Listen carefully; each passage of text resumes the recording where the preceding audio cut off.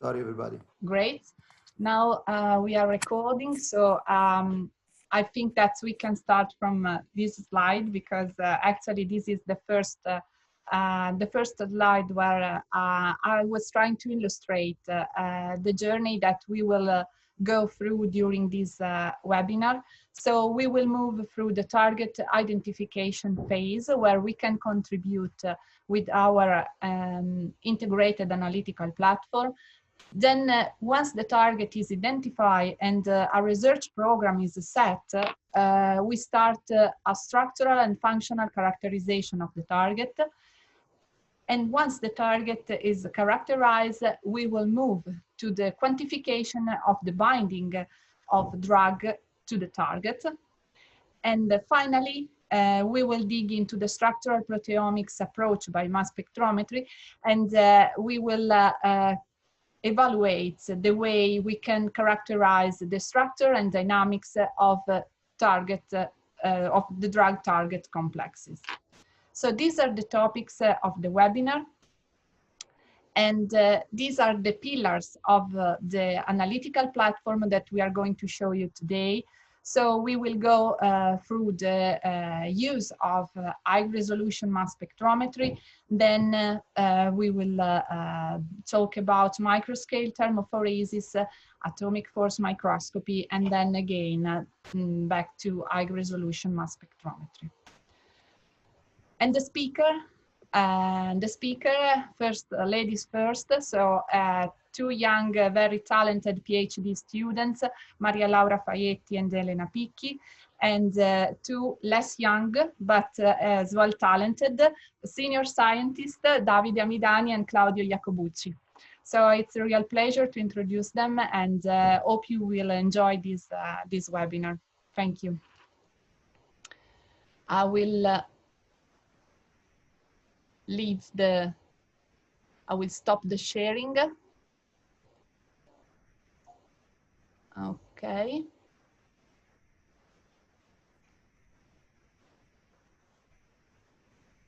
Maria Laura, I think you can share your screen.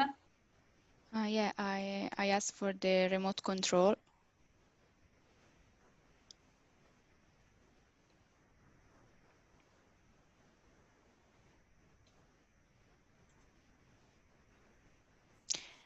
Ask me again, Laura. Yeah. Okay. Okay.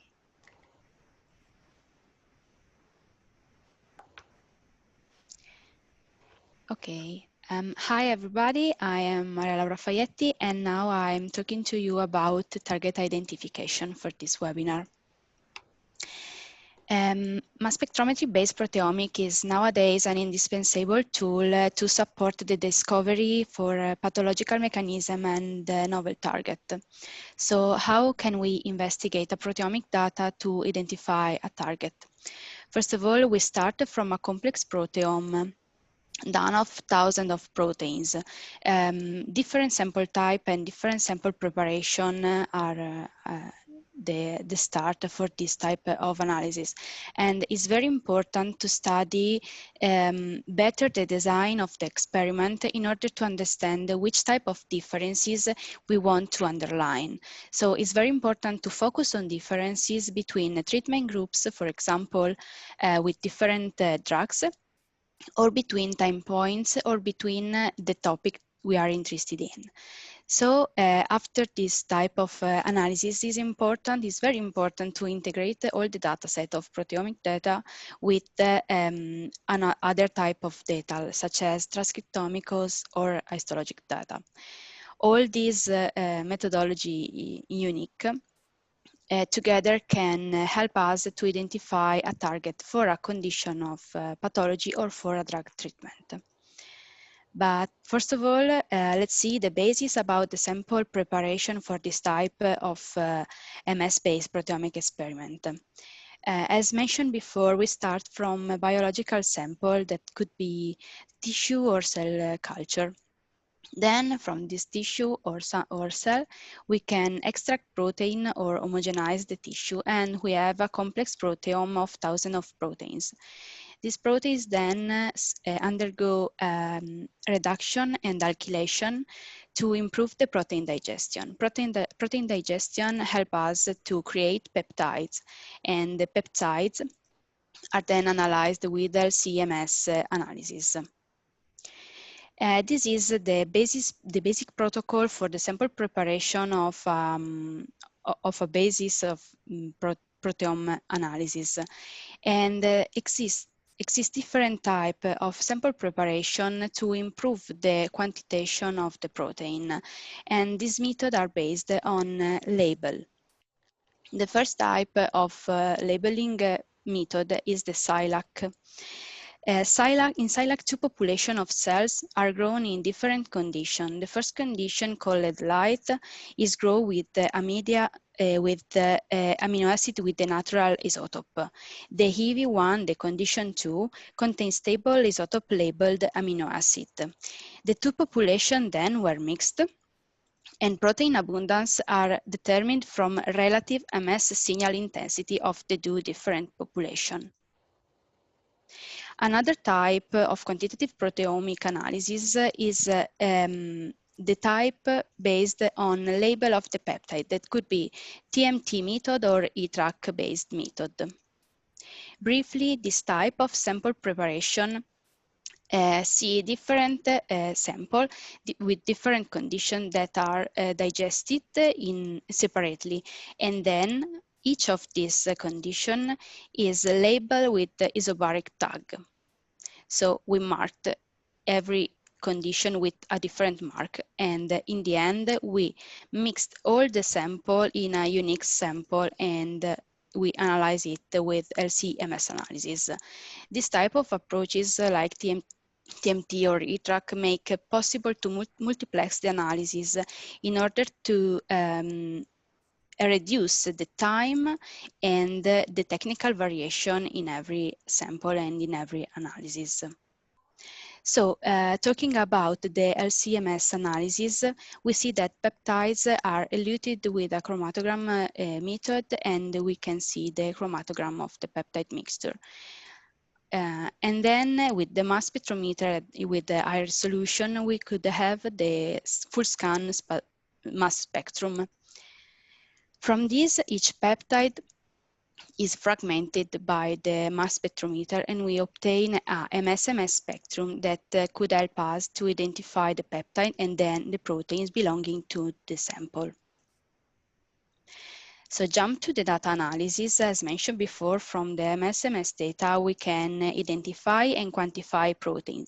The quantification is based on the sample preparation we used, for example, label-free or SILAC or TMT. We obtain a data matrix, a big data matrix that we can investigate with different bioinformatic analysis. The bioinformatic analysis starts with the differentially expressed protein analysis, and then we can do a pathway analysis in order to understand the complexity of the sample we are interested in. Then go deeper. It's possible to do special analysis like hierarchical clustering or WCCNA analysis in order to investigate modules or clusters belonging to the sample. And in the end, it's very important to compare this data with transcriptomic data and histologic measurement in order to have a global view of our system. Let's see this case study where we compare healthy, pathological, and a reference treatment sample.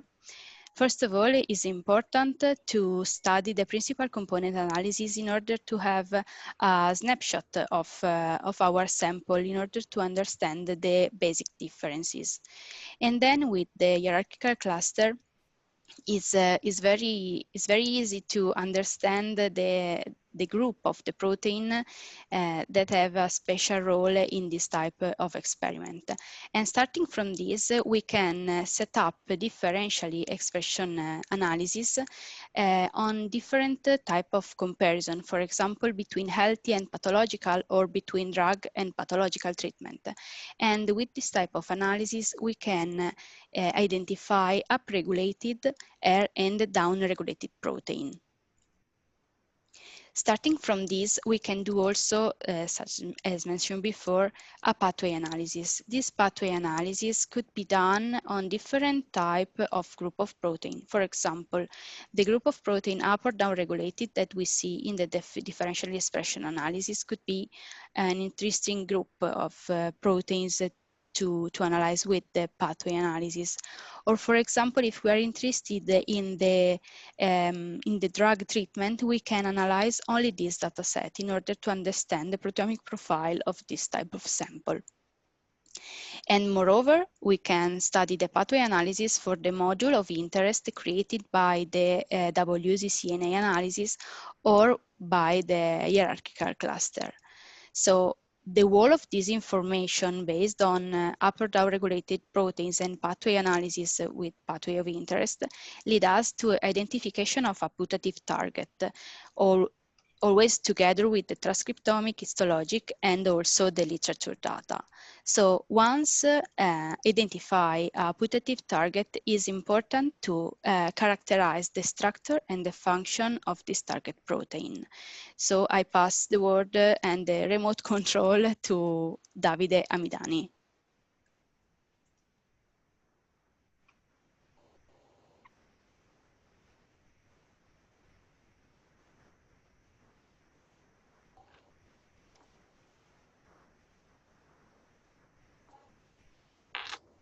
Okay.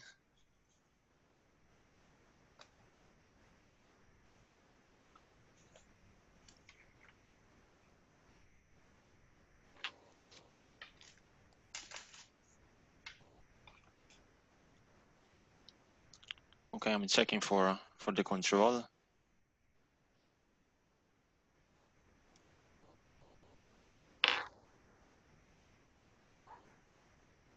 It says that you are controlling. Okay, ask me again. Sorry. Okay. Okay, I think I'm controlling now. Okay, hi everybody. It's Davide Amidani speaking, and thank you, Maria Laura, for your job. And okay, so we can start with the second part of the talk, that is focused on the structural and functional characterization of a protein target, which has been identified by the long iter described before by Maria Laura. So, knowing in detail the structure of a particular target, a particular protein target, from the primary to the quaternary structure is a fundamental requirement in order to try to better comprehend and try to predict the behavior of a protein in an unbound state, or also when in complex with a ligands. So now we are available very different approaches to determine the structure of a protein with a different level of detail.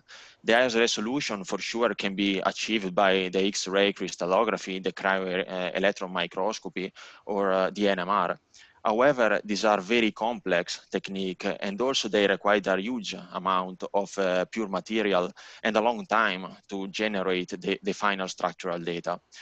So this is probably the main reason, because in particular at the beginning of a project of target characterization are preferred low resolution approaches to define the structure of a protein, basically because they are less time and sample consuming. So depending on the time or the type of the request, in our unit, we usually use some typical structural approaches. Some of them are listed here in the traditional tool section, but mainly and usually we base on the MASS spectrometry-based assay. And also on the atomic force microscopy, for instance. And now we are going to talking about this technique.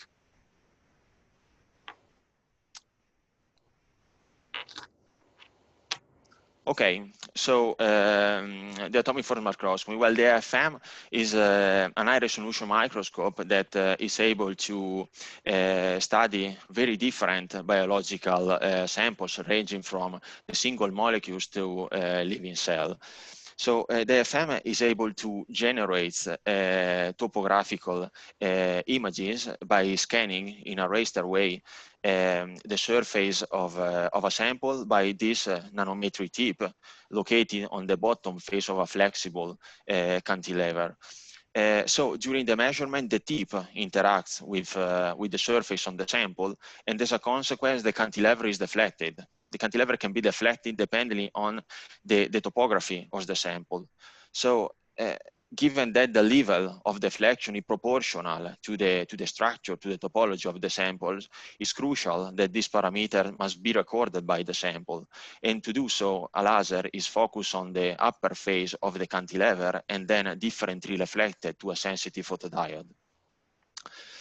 Well, thanks to this working mechanism, the FM is able to image a molecule without following any label strategy. It is also to ensure, in particular, in the vertical axis, resolution in the fraction of the nanometer.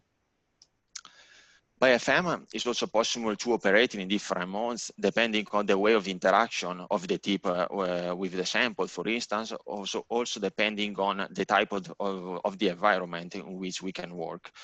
Well, for the first point, so the interaction between the tip and the sample, in the contact mode, the tip interacts for all the measurement with the surface of the sample. But in dynamic mode, such as the tapping mode, for instance, here the sample oscillates during the measurement. So the interaction occurred only transiently with the surface, and in particular very gently in the piconewton forces. And this is very important, in particular in the analysis of the biological sample, because they are very delicate. So this approach is able to minimize the mechanical stress, the shear forces acting on the sample.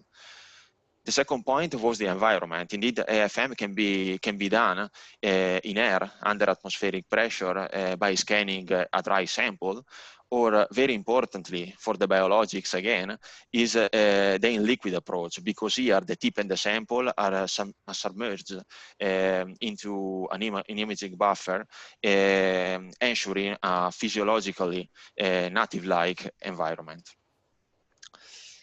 Okay, so the sample preparation that basically consists in the absorption and the immobilization of the sample on atomically flat solid support.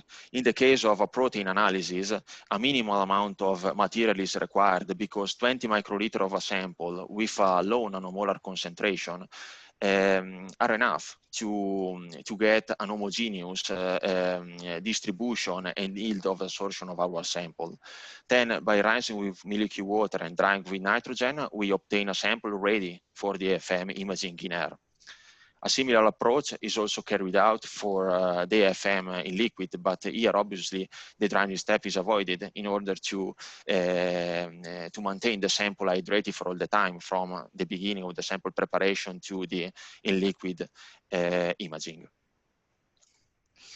So, okay, but how does a single protein look like when imaged by FM? Well, we have reported here a representative example of the bovine serum albumin, but this is the same story basically for all the protein, because they appear as this globular-like structure widespread onto an homogeneous background that is the surface of the support by which the protein is absorbed. But obviously, the higher the protein molecular weight, the bigger is the dimension, is the higher is the profile of these globules. Okay, so now we'll discuss some approaches by which the FM can be used to study the structure of a protein target, in particular before starting with the binding study with specific ligands. And this is a very important point. It's very important to verify whether the protein is suitable in terms of purity, in terms of folding and structure. And to do that, the FM has to be considered a reliable platform. As you can see here in the example, we can see that in just one image, a lot of single protein can be visualized, and for each of them, a very precise analysis of the structure as measuring specific geometric parameter can be done, such as measuring the volume, the age, the perimeter, and the surface area for each one of these objects. So this type of analysis can be carried out not only to investigate the structure, the organization of the protein at the beginning of the study, so for instance, shortly after the protein purchase or after the protein purification, but also over time, in order to study the oligomerization structure of the protein and basically also the folding. So now we have talked about the oligomerization state of the protein. Well, this is very important to say that the molecular weight of a protein is correlate linearly with the FM volume. And this is very important because once this calibration line is built, we can precisely infer the oligomeric state of a target protein. Considering this as a pure preparation, or after the interaction with ligands, or after the treatment with cross-linking agents that they are able to covalently stabilize the quaternary structure of a protein. In the example here, we can see that this particular protein clearly organized into 3 different populations, but we cannot be sure how oligomeric structure can be, for instance, this profiled in green. To do that, it's important to interpolate the mean value here on the left with the calibration curve. So now it's quite simple to understand that in the example here, the protein organizing so a monomer into a dimer, or for instance, into a tetramer. Okay, so now we have talked about a typical AFM approach in studying soluble protein by using an imaging in air. However, it is a completely different story if you want to characterize the membrane protein, because this protein folds and works within the plasmatic membrane, so they are in complex with phospholipids molecules. However, the presence of the phospholipids interacting with this protein can represent an interfering agent for some technical approach in studying protein structures, such as the circular dichroism, for instance, and making these approaches very challenging to study this protein in the native state. So for the AFM, this is not a criticality. In particular, for the liquid AFM, this is not a criticality, because it has found a wide application in study full-length membrane proteins assembled into a model lipid membranes, and in the presence of a physiological buffer that is able to create and complete a fully native environment. So as you can see here on the right, well, also under liquid approach, it is possible to obtain high resolution imaging and to study the structural characterization of protein, of membrane protein, even though the analysis is carried out also on the protruding portion of the protein outside from the membrane. Okay, so right now we have talked about the AFM and the strengths for this technique to characterize a sample from a structural point of view. However, the AFM is not so strong in characterizing a sample from a chemical point of view. So that's why over the year, hybrid instrumentation have been developed. for instance, combining the FM with the mass spectrometry or the FM with an infrared spectroscopy, and both mass spectrometry and the IR are extremely strong in determining and identifying in chemical species. So these both approaches, but in particular the FM-IR, has found also an application in the biological field, for instance, characterizing the oligomerization kinetic of the disordered protein, and investigated the structure and the structure, in particular the secondary structure, at a single molecular level.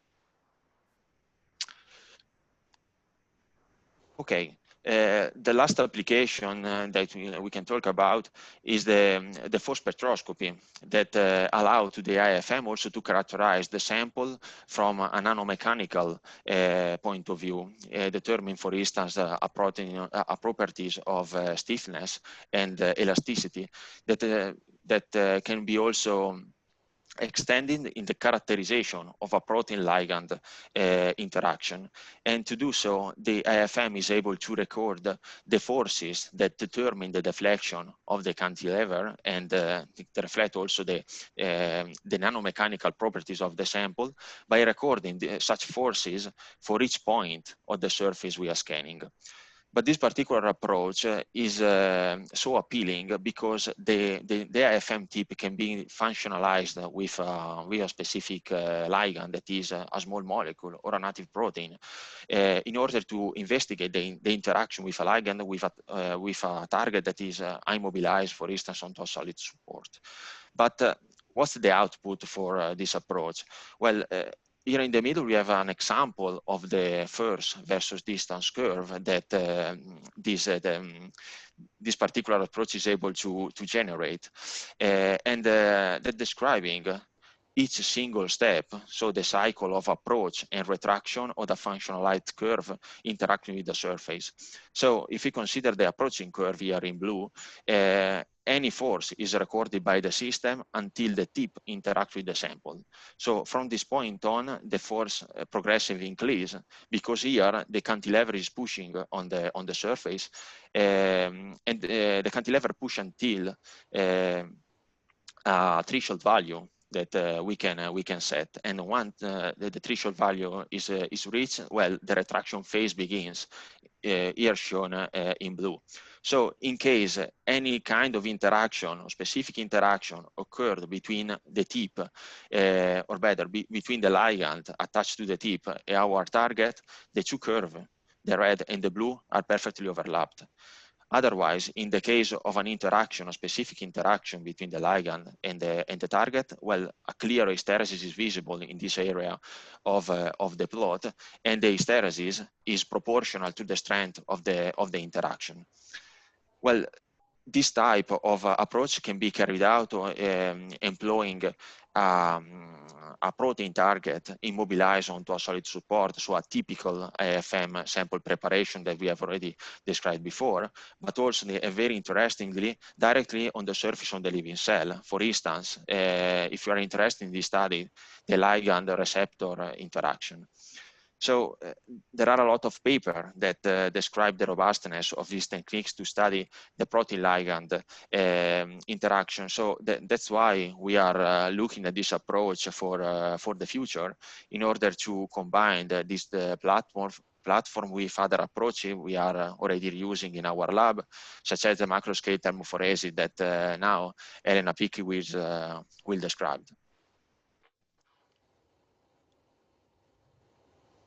Yes, thank you, Davide.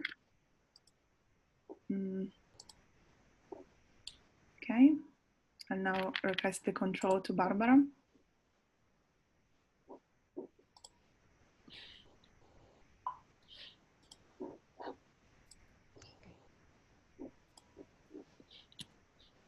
Okay. So, hi to everyone. Elena speaking.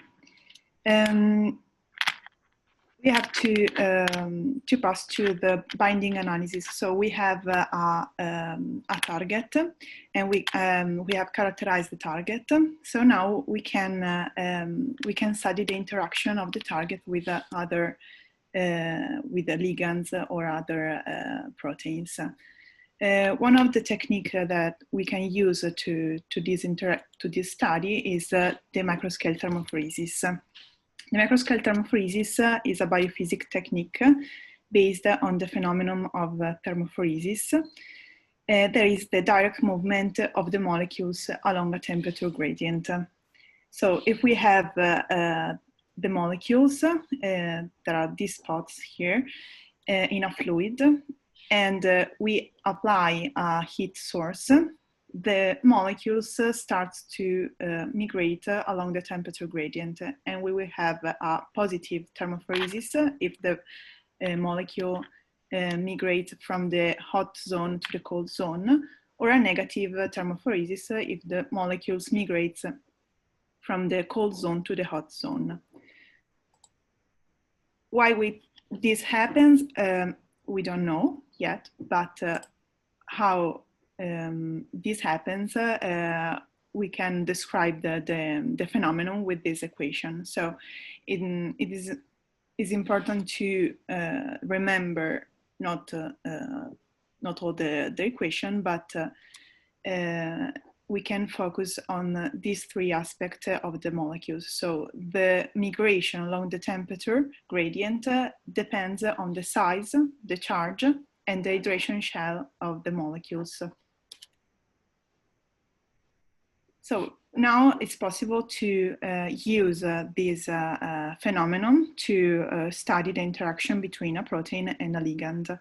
In fact, if we take a protein and we make it fluorescent, so it's possible to see in the instrument, and we put the protein in the solution inside a capillary, it's possible to see the fluorescence of the protein as a relative fluorescence that we take as a reference. Now, if we apply the temperature gradient with an infrared laser, we can see the decay of the fluorescence due to the movement of the protein far away from the point of the degradation.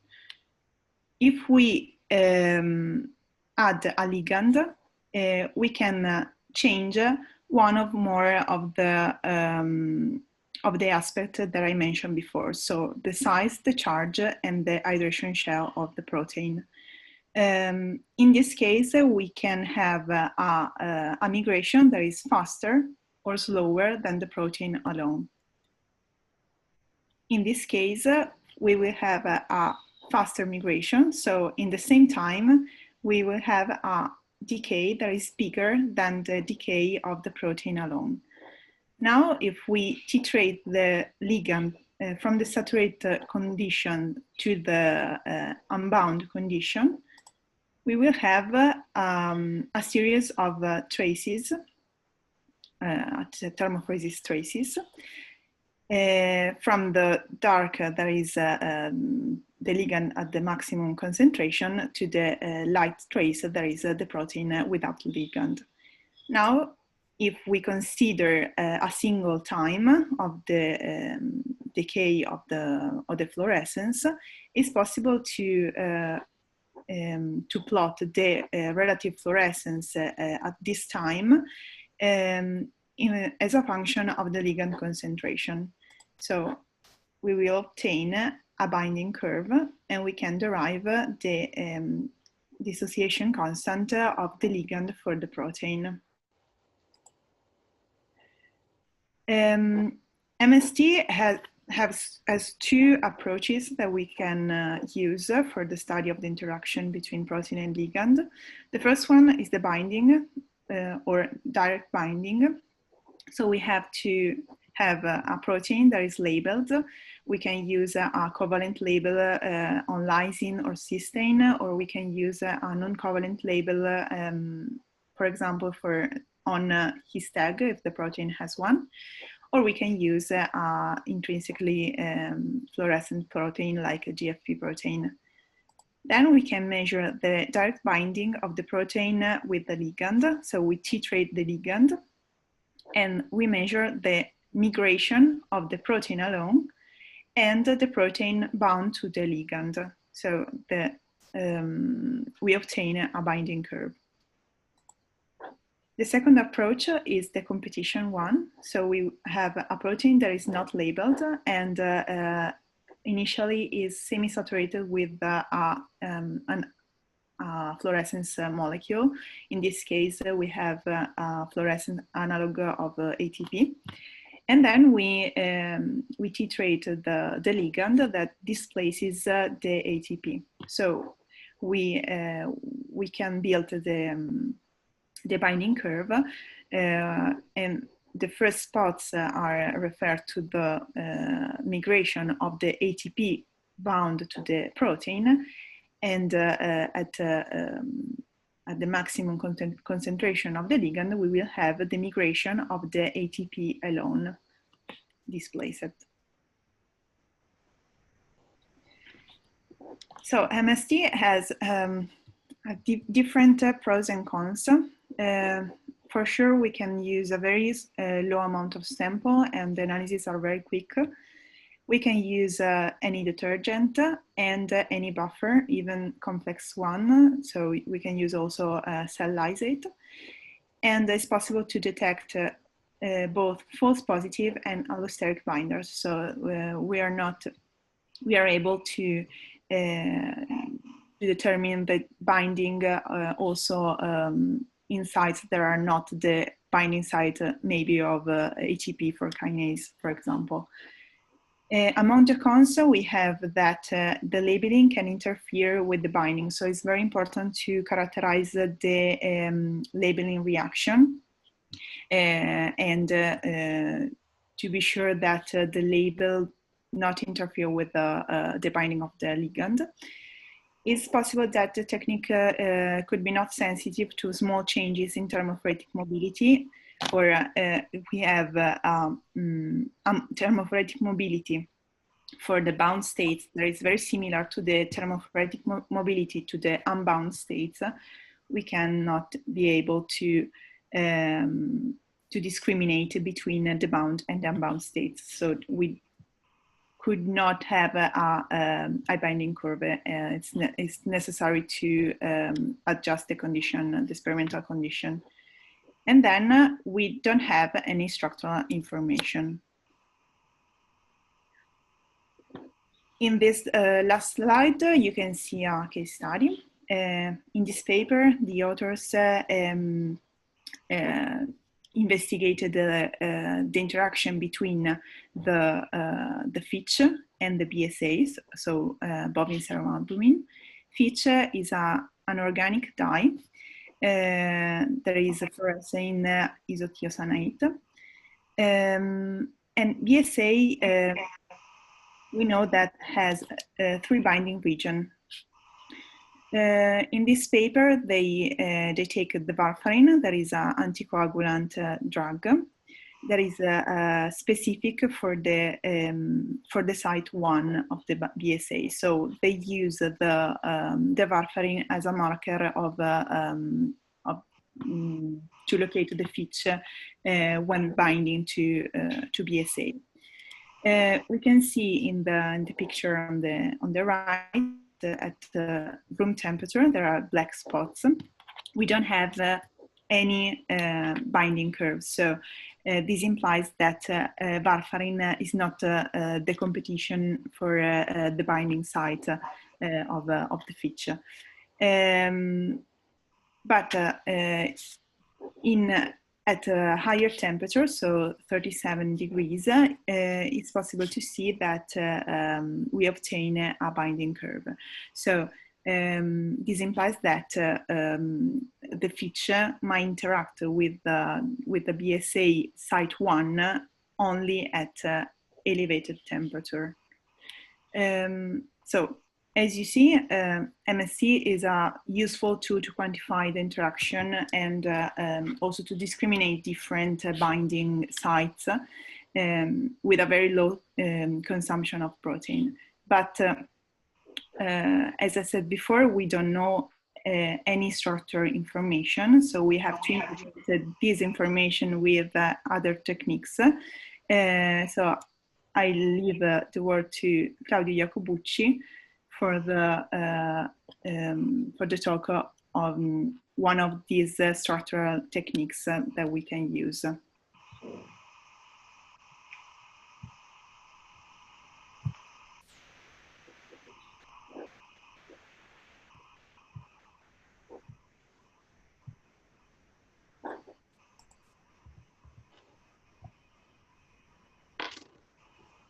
So let's try again. I don't have control yet.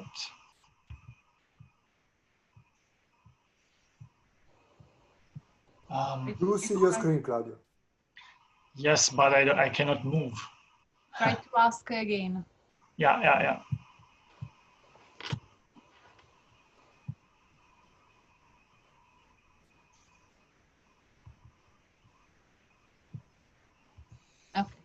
Okay, here we are. So, here is Claudio Iacobucci speaking, and thanks to everyone attending our webinar. And yeah, so after this very nice overview on how we can identify and validate a target in pharmacology, let's now move to, let's say, more structural dimension of our targets. In fact, as also now Elena said, after identifying and validating a target, we need to know many other things. We need to know the structure. Basically, it's very important to know to find the drug binding site for sure, and how this interaction actually interfere with the conformation of the target itself. Indeed, this also applies to protein complexes, which are becoming more and more popular for drug discovery.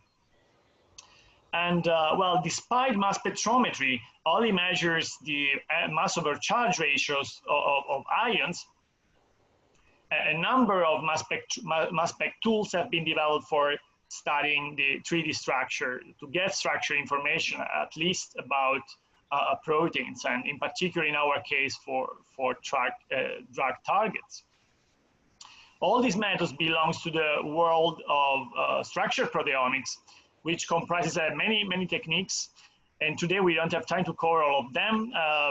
I will just focus on 3 that we use very frequently in our lab to address several questions. And these are photo-covalent labeling using photo-covalent drugs, protein footprinting, and cross-linking mass spectrometry. Some of them are specific to answer a certain question. For example, photo-covalent drugs are used to identify the binding site, but others are more versatile and can be used for several purposes. And let me start with cross-linking mass spectrometry, the very last one here. And I would like to say, for those of you who are not very much familiar with cross-linking mass spectrometry, that we can imagine a cross-linker as a sort of molecular ruler for measuring distances between amino acids in a folded protein. Here we have just an example, a very simple cross-linker. This is just, as I said, an example, and the chemistry can be different, but doesn't matter now. What we need to know is that a cross-linker consists of 2 different parts, the reactive add groups and the spacer that connects these 2 add groups. This spacer has a defined length, and therefore we can use it for measuring amino acids that are in proximity. And that's exactly what we end up with. So we end up with a map of amino acids proximity that is summarized here in the circle plot, where we can see that amino acids that are not close if we look at the primary structure around the circle are actually close together when the protein is folded in solution, and we can covalently bridge those amino acids. From this map of crosslinks, we can take out several information about the structure of the protein then. And so now let's see how this applies to study drug-target interaction. Let us imagine that our target protein can exist in several conformations. For example, in the best case, an unbound 4 and a bound 4. In principle, these two proteins, the protein, we do two different conformations. Well, the two conformations have exactly the same mass. So mass spectrometry itself cannot tell us much about the structure. But there is a chemical solution that has been developed over the last years, which is cross-linking. So what happens with cross-linking is that we, as I said, we covalently bridge amino acids that are in proximity when the protein is folded.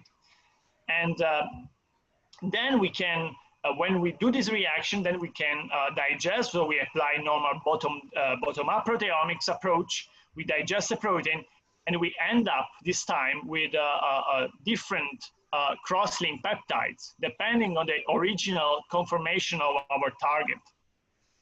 So now these two cross-links they are different, so they have different masses. We can characterize them by mass spectrometry. We can find exactly which are the two amino acids that are covalently connected. And from that, we rationalize the structure of the protein in solution. Of course, no animals have been harmed for preparing those slides.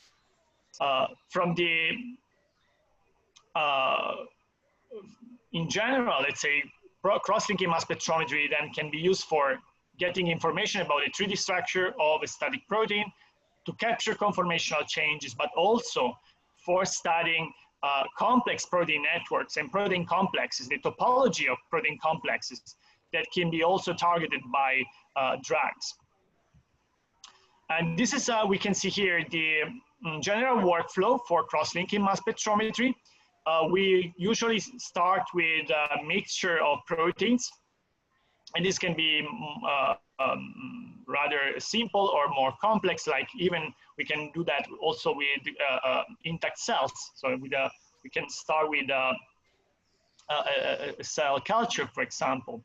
Then we add our cross-linker, and we staple our proteins with those covalent cross-linkers. At this time, I would like to say here that it's very important for us to check whether the condition we apply are correct for studying the system. And for that reason, it's very important our methods talk to each other.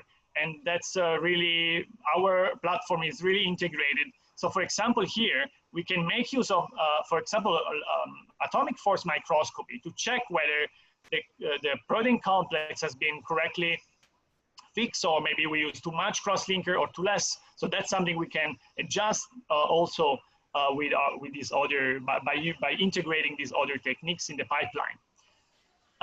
After the cross-linking reaction is done, we continue with the normal bottom-down approach for proteomics, digest the sample, and we end up here with a mixture, very complex mixture of conventional triptych peptides and a number of cross-link peptides.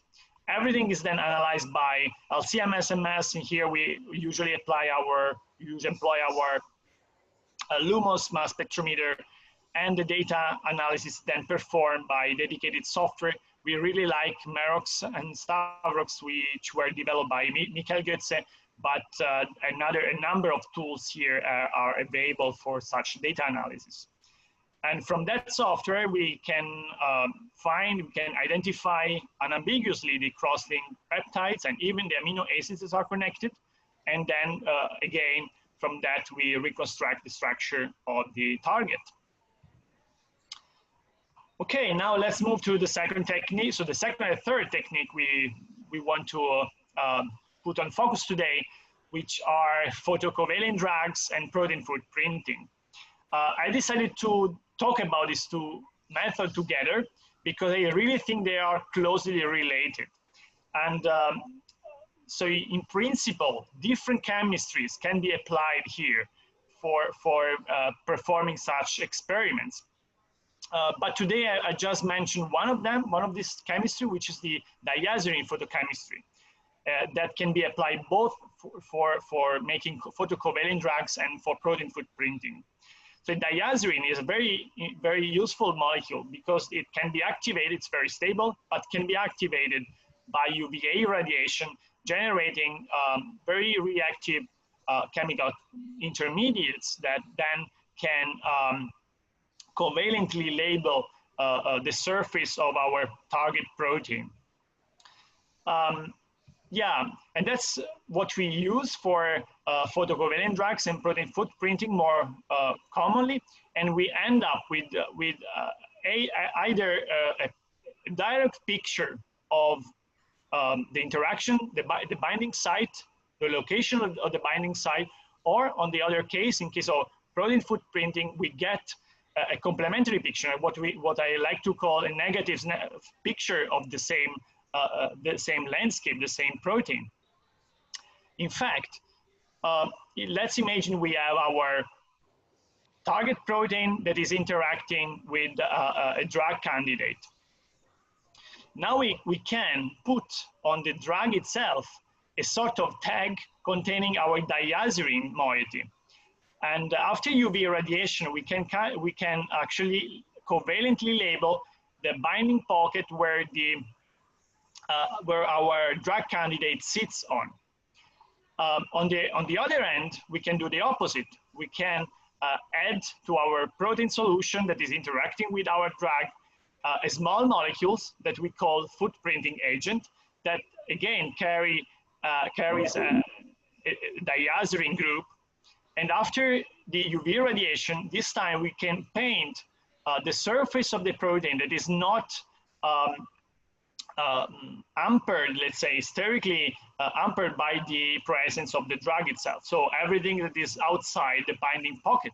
And that's why we get, by mass spectrometry then, a sort of negative picture of the target candidate interaction. Yeah, again, the workflow for photo-covalent drugs and protein footprinting, which is basically the same for both approaches. So we start with our protein solution. We add either the drug with the diazurin tag or the footprinting agent.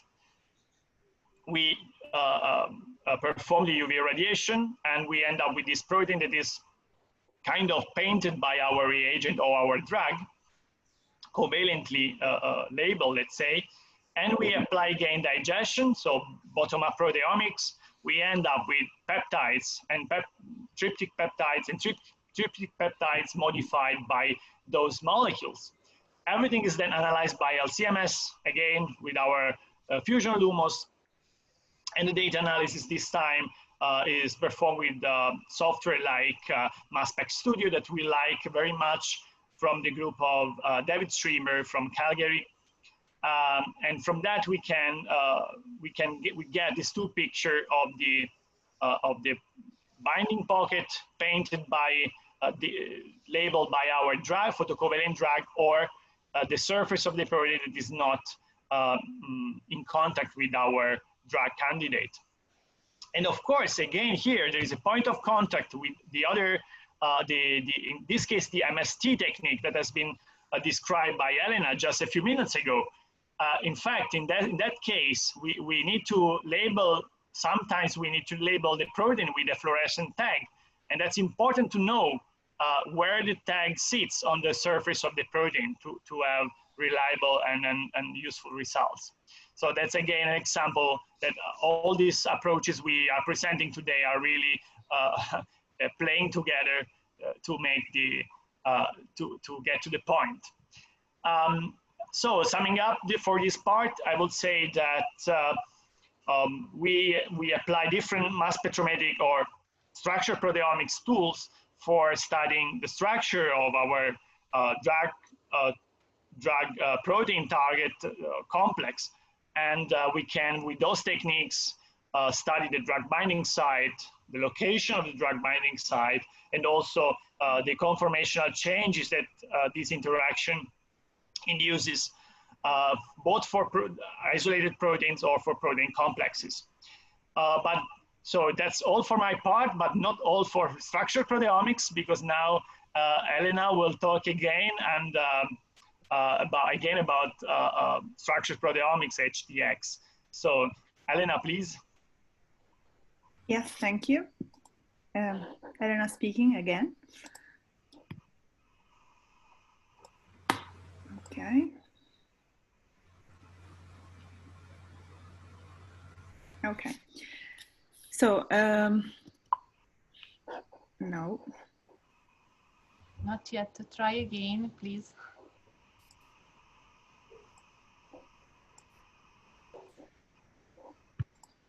A very fast presentation. Okay. Okay. Maybe. Now we are done. Okay.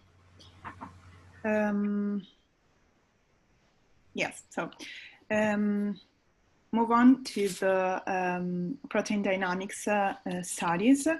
One way that we have to study the dynamics of a protein is the hydrogen deuterium exchange mass spectrometry. HDX is a technique based on the changes of the hydrogen of the backbone of a protein. There are this one in blue, with the deuterium. Deuterium is the heavier isotope of the hydrogen. So if we put the protein in a deuterated water solution, the deuterium will exchange with the hydrogen of the backbone. And we can measure the increase in protein mass over time by high resolution mass spectrometry. The deuterium incorporation in the protein, depending on the conformation of the protein itself. So what do HDX tell us? With an HDX analysis, it's possible to complete the picture of the protein dynamics. So it's possible to understand in the crystal structure of the protein which portion of the protein are more or less protected from the deuterium exchange. So we have the red zone, there are the zone more protected from the deuterium exchange, and the blue zone that are the zone more protected. So with this type of analysis, it's possible to study the conformational changes of the protein, maybe during a functional assays, or in presence of a ligand. It's possible to find and characterize the binding interaction surfaces also for allosteric sites. So it's possible to see which portion of the protein are more protected in presence of a certain type of inhibitor, for example. And it's also possible to derive the structural information also without having 3D protein structure. Okay, so in this slide you can see the typical workflow of an HDX experiment. We have a protein and a deuterated water solution, and we can have or not an inhibitor. And then we put the protein in the deuterated solution for a certain time. So we measure the incorporation of deuterium as a function of the time. So we keep the temperature constant. After the labeling phase, we have to quench the reaction at a low pH and low temperature and digest the protein. Usually we use an online digestion with a pepsin column, but it's possible also to use an offline digestion with other enzymes like trypsin. And then we analyze the peptide mixture with an LC-MS analysis. One important aspect is for the labeling phase. In fact, the hydrogen deuterium exchange is based on the solvent accessibility of the hydrogen of the backbone, the presence or absence of hydrogen bonds, and the temperature and the pH. The third one is under control in our experiment, so we can focus on the first two. In this picture, you can see, in fact, the protein that is in its deuterated solution, and we can have different scenarios of deuterium incorporation. The first one is this of these peptides in green, in which we have a very good solvent accessibility, and the peptides are not involved in hydrogen bonds. So for these peptides, the hydrogen deuterium exchange will be high. The second scenario is this one, in which this peptide is not involved in hydrogen bonds, but is its solvent accessibility is very low. So also in this case, we will have a low HDX exchange. The third scenario is this one, in which this peptide has a very good solvent accessibility, but is involved in hydrogen bonds. So also in this case, the deuterium incorporation will be not great. Okay, then how we can measure the deuterium incorporation? So as I said before, we measure the deuterium incorporation as a function of time. So we will have a series of chromatogram for the different timing. Then if we take chromatograph peak and we see under this peak, we can choose a single peptide. And we can see the mass shift of the centroid of the distribution of this single peptide due to the progressive incorporation of the deuterium as a function of the time. Then it's possible to plot the deuterium incorporation for this peptide as a function of time, and we will have a uptake plot. This uptake for this peptide is very related to the conformation of the protein in this time and in this state. So a very useful tool for the HDX analysis is the possibility to study two different states, such as the unbound and the bound states, like this one. In fact, we have the protein without a ligand and the protein with a ligand. We put them in the deuterated solution, and the deuterium incorporation in the protein might be different from the two states. Then, if we consider the same peptide in the two protein, okay, we will have two different uptake, two different distribution of the mass spectra.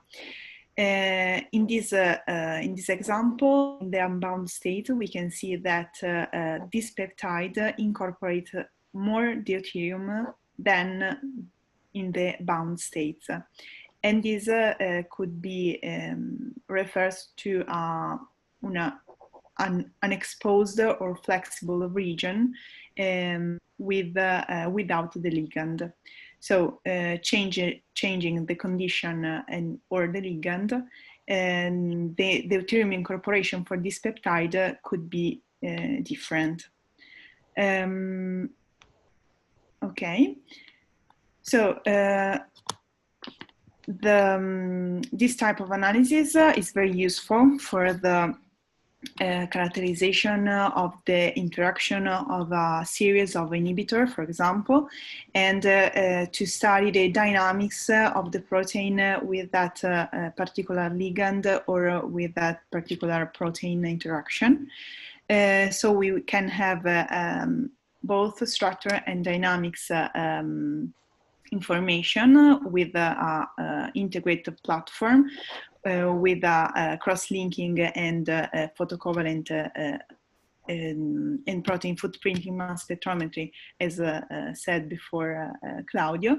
And we can integrate this type of information with the dynamics information from the HDX-MS spectrometry. So we can have information about the drug binding sites, the conformational change, the protein-protein interaction, and also the dynamics of the protein of a portion of a protein. So now I leave the word to Barbara for the conclusion of the webinar. Thank you. Thank you. Okay, so this is just a very brief conclusion slide, and we made a very long story, very short. But our idea, it was to show you a selection of a feasible analytical approach that we have proven to be reliable to investigate a target diversity and target drug interaction, very different in between them. We hope that we show you new technologies or open new application for technologies that you already know. And what is, from my experience, the main important take-home message is that none of these approach can alone tackle with the complexity of drug-target interaction. Only the integration of these approaches can describe, as I said at the beginning, the kaleidoscopic system of drug-target interaction, because each of the approach that you have seen have strengths, but also limitation that we need to be aware of, and especially when we then transfer and explain our data to our collaborators. So this is just, I think, the main take-home message for you, and hope that this overview will give you this flavor. Thank you very much for attending and stay with us for such a long time. Thank you. Thank you, Barbara. Thank you, everybody. An extremely interesting presentation. There are already 3 questions from the audience. Okay, let's go in chronological order. First question is about thermophoresis. The question is, does the temperature affect the binding capacity? Okay, that's a good question. Yes, the temperature affects the binding capacity. It's possible to have an increase of affinity of the ligand if we increase the temperature, or we can have a decrease of affinity of the ligand. So it's very interesting to study the binding and the KD independence of the temperature, and it's possible to characterize also the behavior of the protein alone in a different temperature state, because we have usually a little protein, so it's possible to see the protein also without to follow the protein. We lost you, Elena. So yes. Oh. We lost the last part, Elena. Okay. Is to study. Now you can see. You can hear me. Yes. Okay. It could be interesting to study also the capacity of migration of the protein alone, because we have a protein that is labeled, so we can see the protein also without the ligand, and could be interesting to study its migration depending of the temperature. So it's useful to study the interaction and the protein alone, and then merge these information to have to have a landscape of the behavior of the protein and the complex at changing the temperature. What kind of analysis you are able to analyze with these techniques? I mean, are you able to analyze also biofluids or just theoretical condition solution? No. It's important to see which are the condition of labeling, because we can study the protein.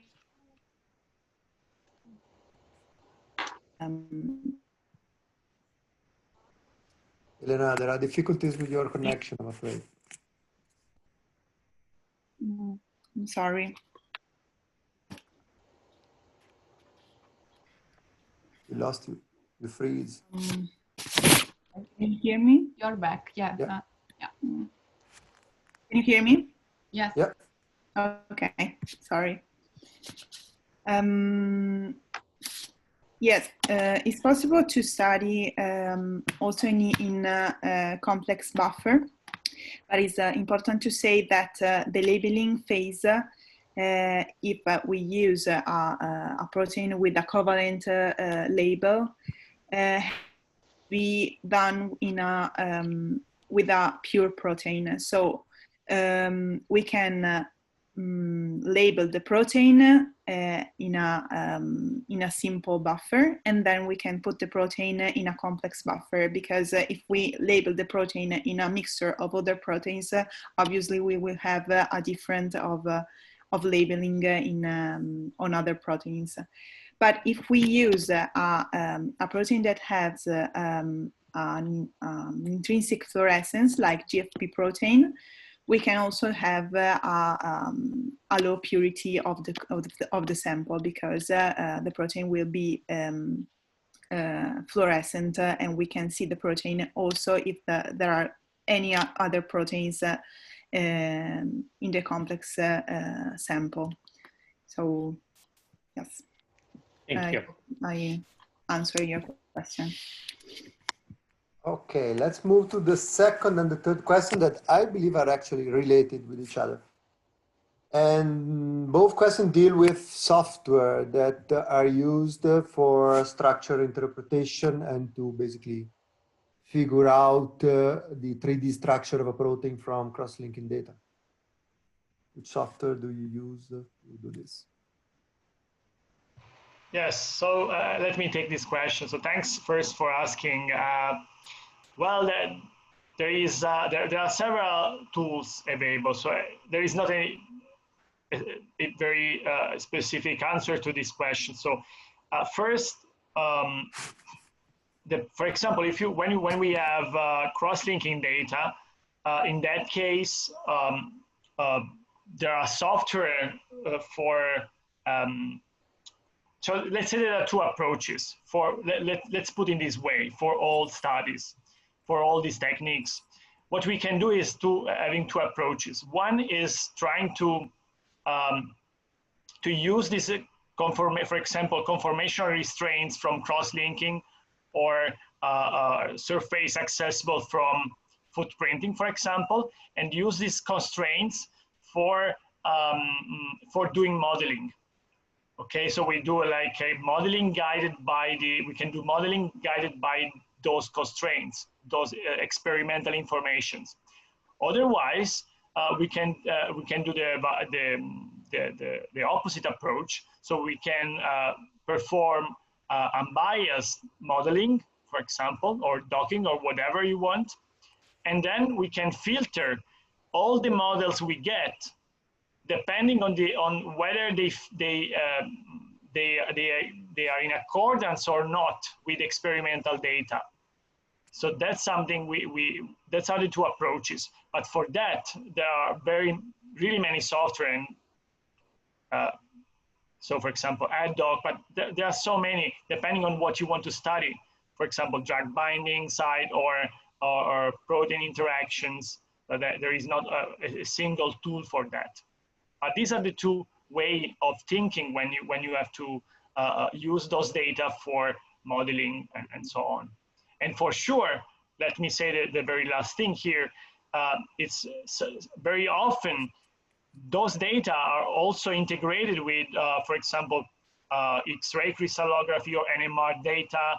So that's not something then that usually it's applied really alone, because all these proteomics tools are not really high resolution, don't give really high resolution structural data like spectroscopy or cryo-EM, for instance.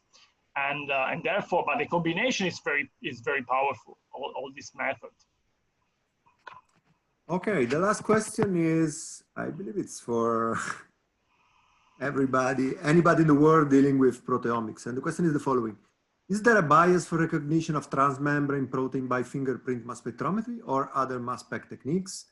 How mass spec can deal, with such hydrophobic peptides? If you guys want to take the question.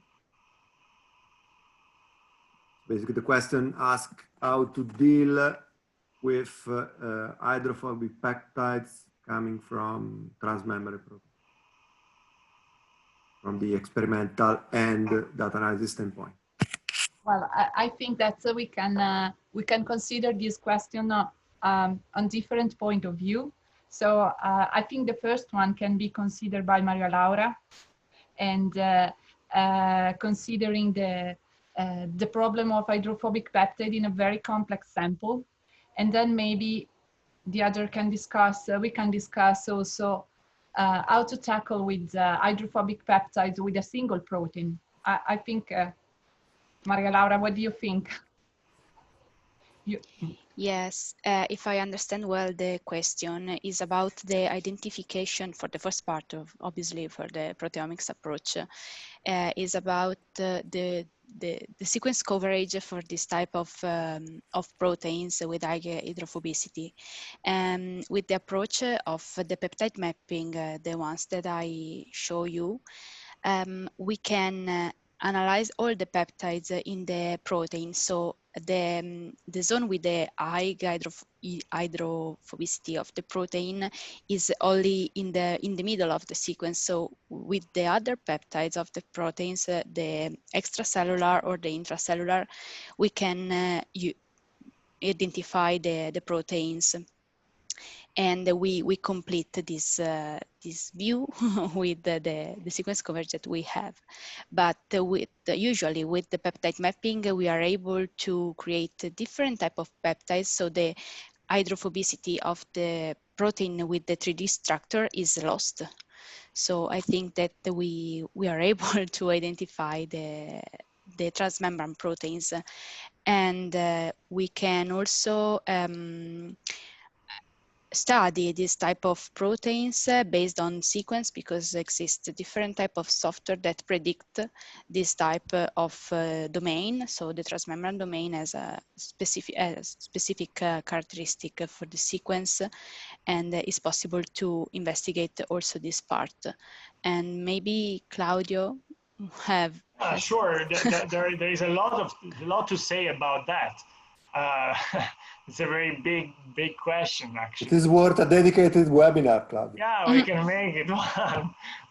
Well, yeah, there are several. Indeed, these are very difficult targets, but for sure we can use surfactants for improve their solubility. We can use different proteases if we need to make other shorter peptides, let's say, than what you get with triptic peptides when you are dealing with transmembrane proteins, for example. So there are several ways to face this, and for example, also thinking about this problem on the structure proteomics point of view.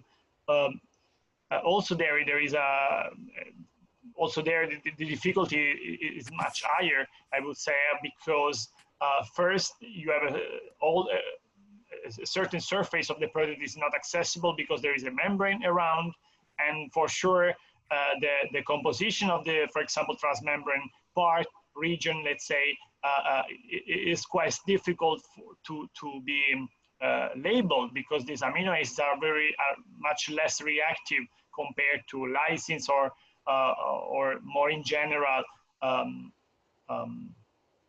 polar peptides that are polar side chains that are exposed to the solvent. But there are definitely ways to do that. For example, using photo-covalent, for example, amino acids, that there are really a lot of things that have been done for making this analysis possible, also structural analysis also possible on membrane proteins. But I agree with the guy that made this question that that's definitely much more difficult than studying soluble proteins. I can add another comment, sorry, because also from a structural proteomics point of view, in terms of HDX, for example, HDX has no limitation for membrane protein, because if you are interested in, for example, dynamics of membrane protein, you can easily work with the pepsin, which is the protease that is widely used for HDX approach. And in that case, since pepsin is specific, you can gain information on the structure of the protein with no limitation, actually. So the limitation can be, the only limitation is then related to the chromatographic method that needs to be very short to avoid back exchange. But in principle, you can gain all the information, all the hydrophobic peptide also, because of the high redundancy that you can get with pepsin. So from my point of view, if the problem of hydrophobic peptide is for structural proteomics and not for proteomics, global proteomic profiling, like Laura was explaining before, I think that the use of, for example, different proteases, as Claudio was mentioning before, and especially pepsin, can be really helpful. Hope this will help this colleague. Okay, let's come to the very last question, because we are running late, actually. The last question is for Claudio, and the audience is asking, which diazirin do you use more concretely? I mean, I take more often. For what exactly? For footprinting? Let me read the question. Is it experimentally easy to perform a protein footprinting analysis by IMaSS? Which diazirin do you use more concretely? Yeah, so there is also here, we don't use only one reagent. This depends a little bit also on the protein we want to study. For example, there are two different basically two different diazirins we use for footprinting. One is diazirin linked to, let's say, a benzyl diazirin, trifluorobenzyl diazirin, and that's something that we use very much. But also diazirin on alkyl chains. The absorbance is slightly, the UV light we should use for those reagents are slightly different, but basically both of them can be activated under UVA radiation. And for sure, aromatic diazirin are better for more hydrophobic regions, and alkyl diazirin with maybe some more polar groups around are better for soluble parts, so more soluble regions, more polar regions. And yeah, and for cross-linking, it's the same. We can use photo-covalent, photo amino acids incorporated into protein themselves. Or we can use, for example, SDA, which is a cross-linker that contains one diazurin. So that there are really different options, that there is not an answer for all targets, for all proteins, the right answer for all proteins. Okay, I think we can close the session because actually we are running late. So in case there are other questions, I invite the audience to get in touch directly with the speakers, either by email or through the IMaSS website. Who knows, maybe this will jumpstart new collaboration. By this, I thank everybody for joining today, and thanks to the speakers for their very interesting webinar. Extremely hot topic for the whole pharmacological field. So stay tuned for upcoming events. Get in touch with IMaSS website. And that's it, guys. Thank you very much, everybody, and see you soon. Thank you. Thank you. Thank you. Bye. Bye. Bye. Thanks. Barbara, controlla solo che sia finito di chiudere la registrazione, per favore.